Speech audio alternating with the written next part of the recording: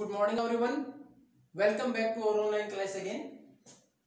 In the last class we have started our new lesson, that is money and credit, the third lesson of economics, and we have started from the very first word, money. What is money?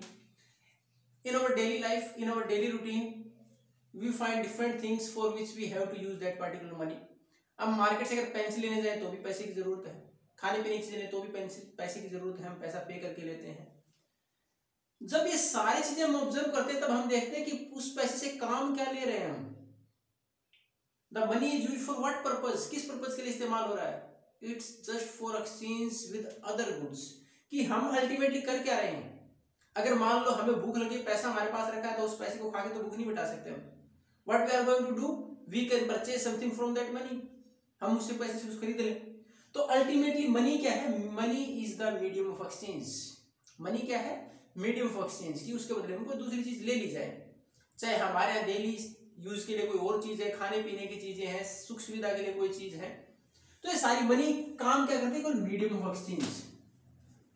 अब ये है कि money से पहले कौन सा medium रहा? अगर मनी इंट्रोड्यूस नहीं हुआ था तो मनी इंट्रोड्यूस करने की जरूरत क्यों पड़ी? इससे पहले क्या कोई सिस्टम रहा होगा हमारे यहाँ? तो आप देखो पुराने समय में क्या होता था, exchange the goods with one another, कि एक दूसरे चीजें बदल लें। एग्जाम्पल ले ले कि मान लो एक किसान है, खेती करता, उसने वीट उगाया, और कोई वीवर है, कपड़ा बुनने वाला, उसने कपड़ा बनाया, तो इस किसान ने उसको गेहूं दे दिया और उससे कपड़ा ले लिया। यानी इसको तो गेहूं की जरूरत थी, इसको कपड़े की जरूरत थी, तो बार्टर सिस्टम, इसको बोलते हैं to exchange the goods, barter system. यानी मनी से पहले बार्टर सिस्टम था, लेकिन फिर इस मनी की जरूरत क्यों पड़ी? What was the problem that create the need of money? ऐसी कौन सी कंडीशन जिसकी वजह से हमें पैसे की जरूरत पड़ी? अब ये बार्टर सिस्टम तो ठीक था, हम चीजें बदल रहे थे, but there was a big problem that was of double coincidence. अब इसमें एक नंबर पूछा जा सकता है, what was the problem with barter system? The major problem was double coincidence. अभी डबल कोइंसिडेंस क्या है? अब मैंने एक एग्जांपल लिया था यहां से कि मान लो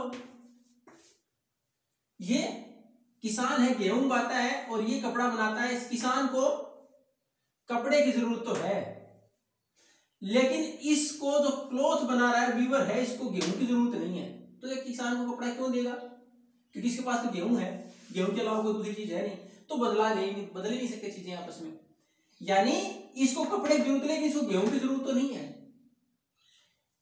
इसको, इस कपड़े वाले को हो सकता है गेहूं की बजाय कि इसको जूतों की जरूरत है, यानी कहीं से शूज चाहिए इसको। तो अब ये क्या करेगा? ये ऐसे व्यक्ति को ढूंढेगा जिसके पास शूज हैं और क्लोथ्स की जरूरत है। तो ये क्या कंडीशन क्या थी? ये कंडीशन थी डबल कोइंसिडेंस, यानी दोनों की जरूरतें आपस में मैच करनी चाहिए और दोनों के पास वो सामान अवेलेबल हो, दोनों की जरूरतें पूरी करता हो। तो कई बार ऐसी कंडीशन नहीं बनती थी, उसमें समस्याएं आती थी कि अब करें तो क्या करें। तो क्यों ना कोई एक ऐसा कॉमन मीडियम अपनाए जिसके बदले में सारी चीजें ली जा सके, तो वो क्या होगी? Money, currency. तो मनी डेवलप हो गया। तो इससे पहले मनी एक मीडियम ऑफ एक्सचेंज है, इससे पहले बार्टर सिस्टम था, चीजों का आदान प्रदान होता था। अब जब हमें उसमें समस्या आई तो हमने एक नई कंडीशन एक्सचेंज के लिए क्रिएट की थी, वो थी मनी। अब उसमें दे रखा है कि बार्टर सिस्टम, चलो मनी भी हो गया, बार्टर सिस्टम भी हो गया। अब हमारे पास what are the different forms of currency?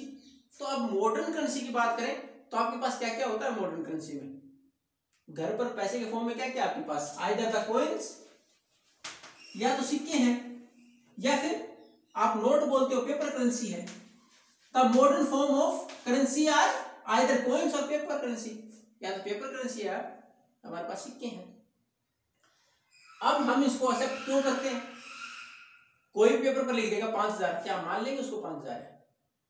तो हम इतनी आसानी से इसको क्यों मान लेते हैं इस करेंसी को? Because it is authorised by the government, क्योंकि गवर्नमेंट के द्वारा ऑथराइज है, गवर्नमेंट के द्वारा ऑथराइज है।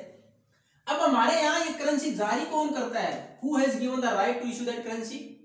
इस प्रकार के क्वेश्चंस बोर्ड में आते हैं। तो कौन हमारे यहाँ जारी करता है currency? RBI, reserve bank of India हमारे यहाँ करेंसी जारी करता है।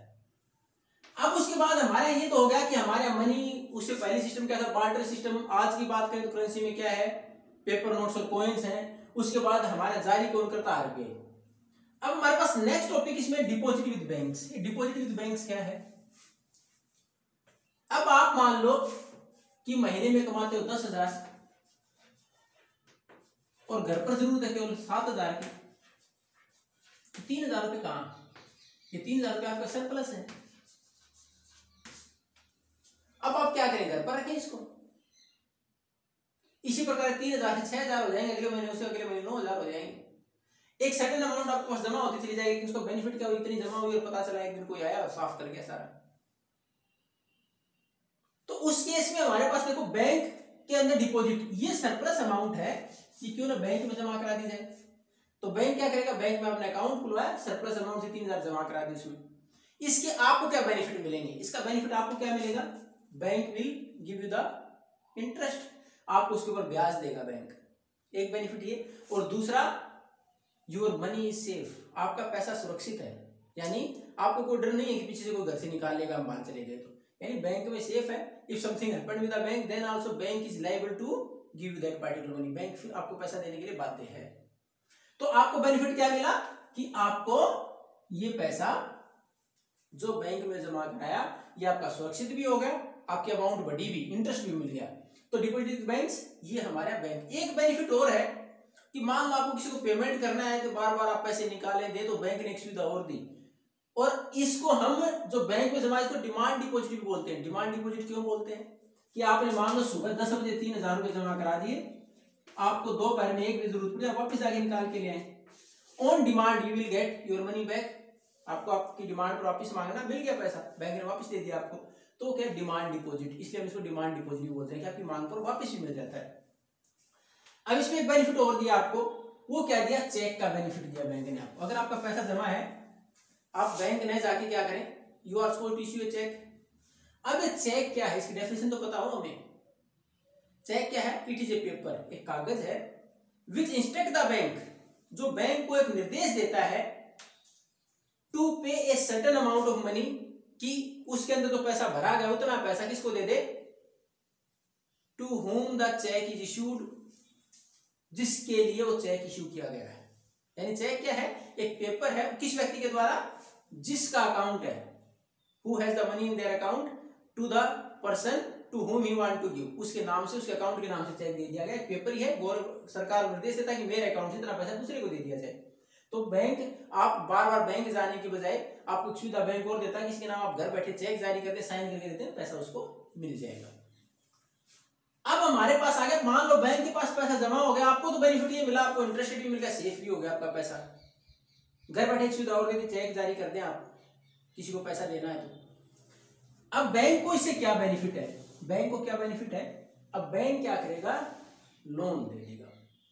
बैंक के पास पैसा आया, अब उसके पास जैसे ही पैसा आएगा उस पैसे का करेगा क्या, what is the source of the income of the bank, bank आपको इंटरेस्ट दे तो रहा है, लेकिन वो पैसा आएगा कहां से, 3,000 के बदले में आपको 3.5 दे रहा है, 32 रुपये दे रहा है, तो 200 रुपये कहां से आएंगे, दूसरा एम्प्लॉय है तो जमा करोगे, सैलरी कहां से आएगी।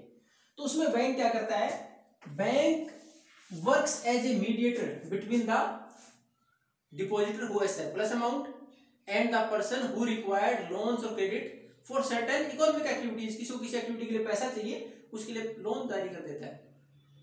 अब उसे बैंक को क्या बेनिफिट है, bank always charges higher interest rate on loans, हमेशा लोन के ऊपर ज्यादा इंटरेस्ट चार्ज करता है, and give lower amount of interest to the depositor, deposit करने वाले को कम देता है। तो बीच में जो गैप आएगा वो बैंक की इनकम है, और बैंक एक तरह से मीडिएटर का काम करता है between the person who has surplus amount and who required it for different economic activities, को पैसे की जरूरत है उसको देने के लिए, तो लोन जारी कर देता है। इससे बैंक को बेनिफिट होता है इंटरेस्ट का, यानी जो डिफरेंस है। उसमें भी कंडीशन ये है कि बैंक ऐसा नहीं कि पूरा पैसा आया किसी को दे दिया, अगर वो वापस आ गया तो वापस मांगने के लिए, तो उसके लिए कंडीशन है, अगर आज आपकी बुक को रेफर करें तो उसमें दे रखा है bank always keep 15% of the total deposit with it, bank जो टोटल डिपॉजिट होता है उसका 15% अपने पास रखता है, 85% लोन एक्सटेंड कर देता है, यानी 85% तक अमाउंट का लोन बैंक जारी कर देता है। अब इसमें देखा डिफरेंट क्रेडिट सिचुएशन, अब अलग अलग क्रेडिट सिचुएशन क्या हो सकती हैं। क्रेडिट मतलब यहाँ लोन है, उधार है, अगर आप बैंक से लोन लेते हैं तो उसमें किस प्रकार की कंडीशंस क्रिएट हो सकती हैं, बेनिफिशियल भी हो सकती हैं, वर्स्ट वन हमारी स्थिति और भी खराब हो सकती है। तो डिफरेंट कंडीशंस में इसमें 2 एग्जांपल दे रखे हैं, इसमें तो 2 एग्जांपल दे रखे हैं, उसमें एग्जांपल किसका है, एक तो है सलीम का, who is a shoe maker, एक तो सलीम है जो जूते बनाता है, उसको कोई फेस्टिवल सीजन है और उसको अलग से 3000 जोड़ी जूतों का अलग ऑर्डर आ जाता है, उसके पास इतना रॉ मटेरियल नहीं है। अब उसके सामने स्थिति क्या है कि कहां से लेके आए, या तो जहां से रॉ मटेरियल लेगा उससे पहले ले ले रॉ मटेरियल कि मैं पेमेंट बाद में कर दूंगा, एक तरीका तो उधार का ही हो गया ये। दूसरा, he can take the loan from the bank, bank से लोन ले ले, इतना पैसा मेरे को चाहिए और इतने टाइम के बाद दे दिया जाएगा। अब इस कंडीशन में इसने प्रोडक्शन के लिए लिया।